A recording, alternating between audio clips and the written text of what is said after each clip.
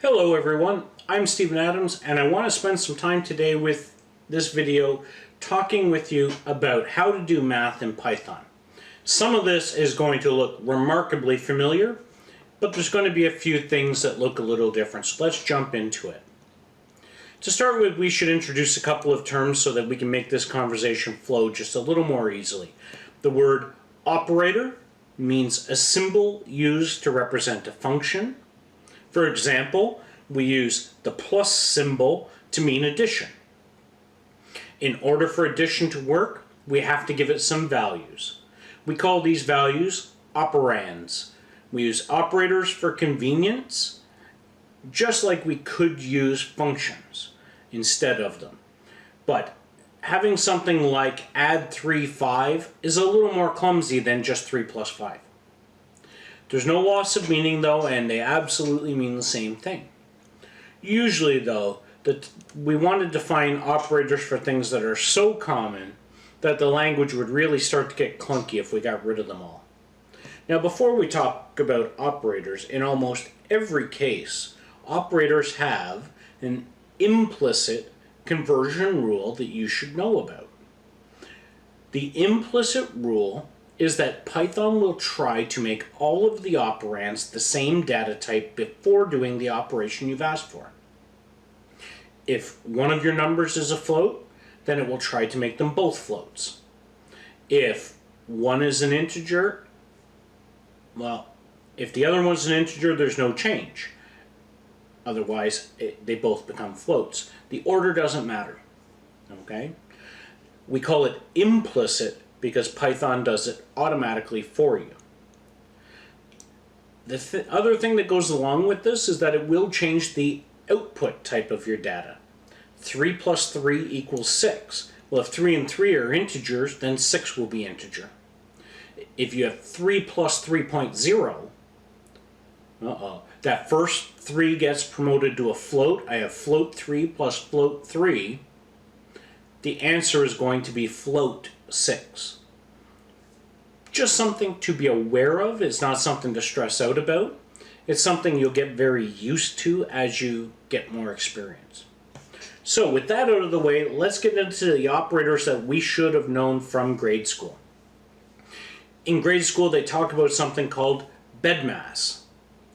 Brackets, exponents, division and multiplication, addition and subtraction.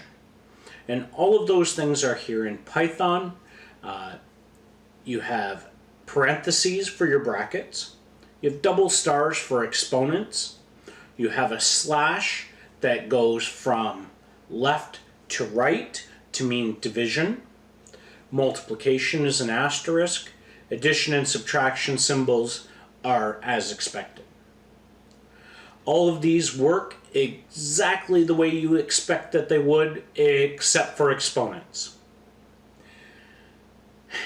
This kind of an exception to the rule only comes up if you write exponents to another exponent.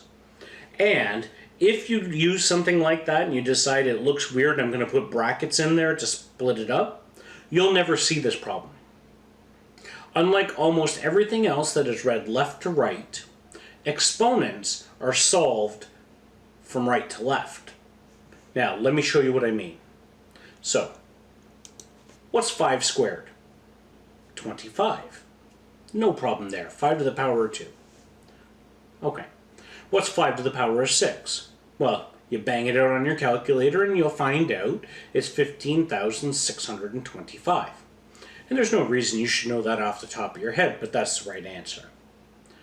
This is exactly the same as 25 cubed, which is what I think we'd expect to see. If we did 5 squared first and got the answer, and then we cubed that, this is what we would see. In mathematical rules, we would multiply the exponents together, and so 5 to the power of 2 to the power of 3, written as a sentence all on the same level, looks like it should be 5 to the power of 6. What does Python tell me it is? 390,625. Well, that's not the answer we expected. That is 5 to the power of 8. huh? And what it means is that Python read it in reverse direction. It did 2 to the power of 3, got the answer, and then did 5 to the power of that answer, which was 8. So, this kind of pattern matching can be very confusing. And again, I don't want you to memorize it all. I just want you to know that there is an issue.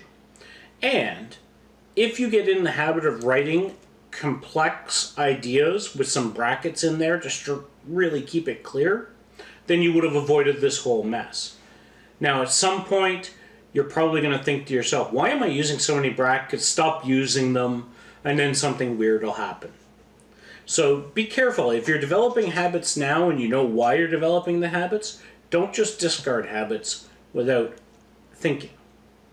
Now, no matter how long you're programming, these good habits are going to have to come up. But more importantly, you're going to get the good habit of testing your programs and making sure that they work correctly. We can forget details like this one really, really easily and then have something go wrong. The reason to show you this is because even if you have great habits, sooner or later you're going to have to read somebody else's code. And they might be perfectly okay with remembering this rule and never use brackets. They might have made a mistake and they didn't know about it. Either way, you're going to have to test it and deal with it, and now you've seen it too.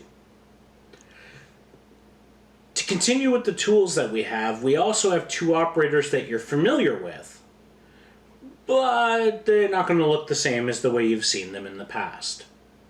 The first one is going to be integer division, or what we call floor division, and the second one is called modulus, or remainder.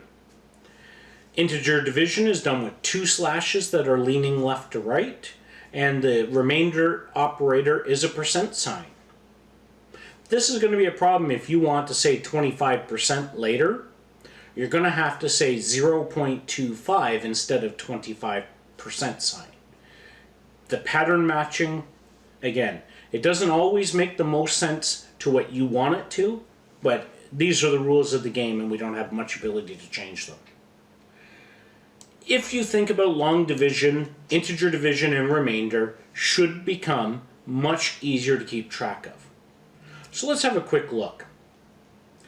For integer division, let's start out by trying something like 7 divided by 3. And the answer comes out to 2.3333, which is more or less what we expected. It's 2 1/3. Now, I expect integer division of 7, integer divided by 3, to be 2. And it is, so far, so good. Now we have these implicit conversion rules. So, okay, what about 7.0 integer division by 3? Well, Python wants to convert them all to floats. So we get float 2.0 back. And that's where integer division can be a little more confusing than floor division. Floor means give me the smaller number. And that becomes even more important if one of the operands is negative. Here we go. If we have -7, integer division 3, we get -3. It rounded towards the smaller number. Remember, this was 2.3 repeating. So it rounded all the way to -3 because that was the lower number. And that can be very confusing. It's something that doesn't come up too often in this course because we keep the numbers pretty realistic. But in the real world, this could cause you a problem. What about -7, integer division -3? We're back to 2. Because just like in the regular world we're used to, the 2 negatives cancel each other out and we get a positive answer. So there is always this little bit of weird rules. There's a pattern and then there's a rule to apply to that pattern. These rules that we're seeing actually probably are the strict rules from math that you were never taught. It's just something that we sort of get used to.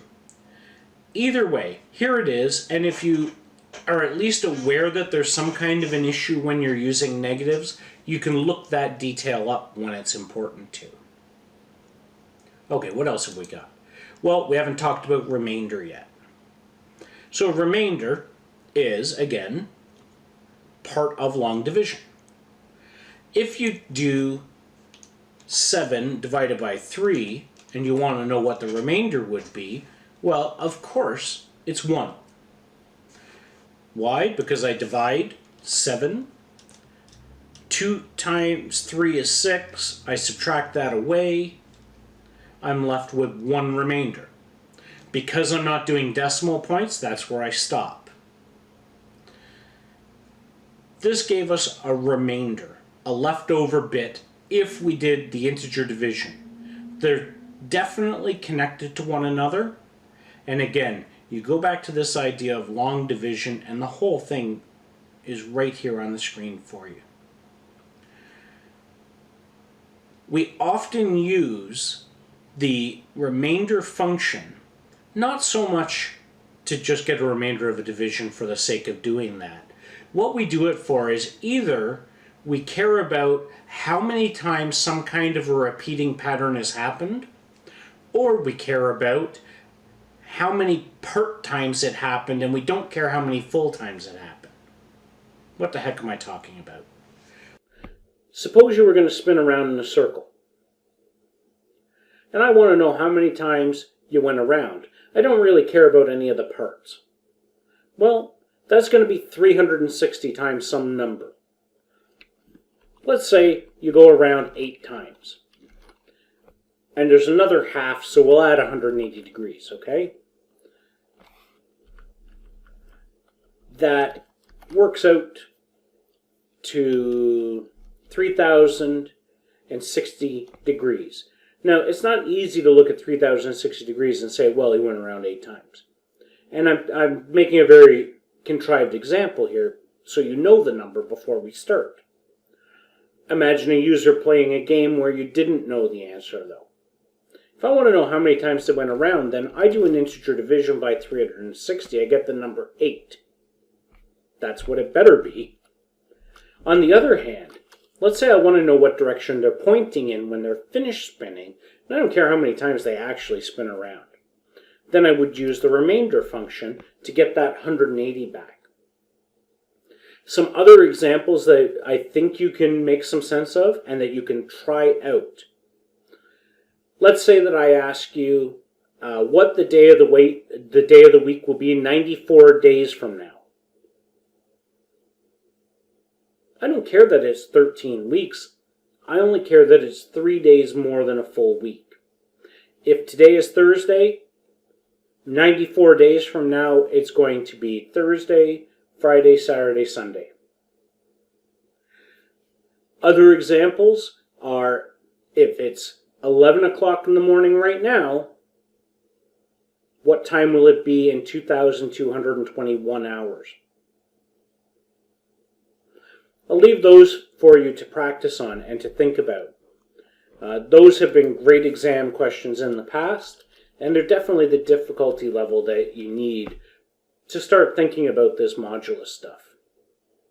Now, modulus also has a bit of weirdness when it comes to negative numbers, but there's a simple rule you can remember. The sign of the answer is the same as the sign of the last operand. So, 5 mod 2 is minus 1. Or sorry, 5 mod negative 2 is negative 1. Negative 5 mod 2 is 1. And negative 5 mod negative 2 is negative 1. It's always the sign of that second operand. Okay? And again, it doesn't come up all the time, but if you see something weird going on, these sorts of things could be what's happening. Some of this is going to take a little bit of practice to get used to, but a lot of it should be really familiar. Most of it I think you've already used when it comes to doing regular math, so I think you'll get the swing of it with a little bit of practice. Now the last thing I'm going to talk to you today isn't an operator, but it's a handy function that goes along with a lot of math. If you use the function round, you get the kind of rounding numbers that you're used to. Let's have a quick look over in code.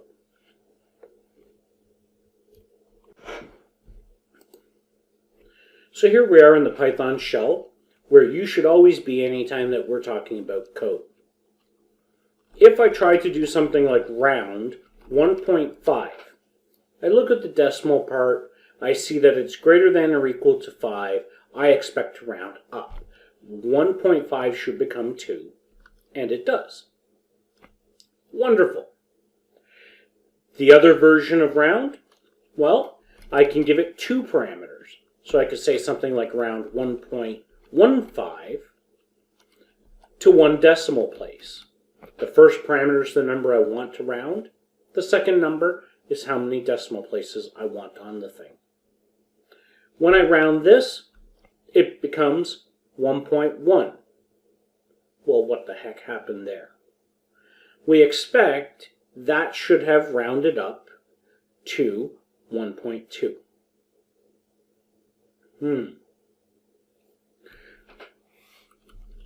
What about 1.15 and just a teeny tiny bit more? Well, now that rounds up to 1.2. There's something a little different goes on when we're rounding with decimal numbers.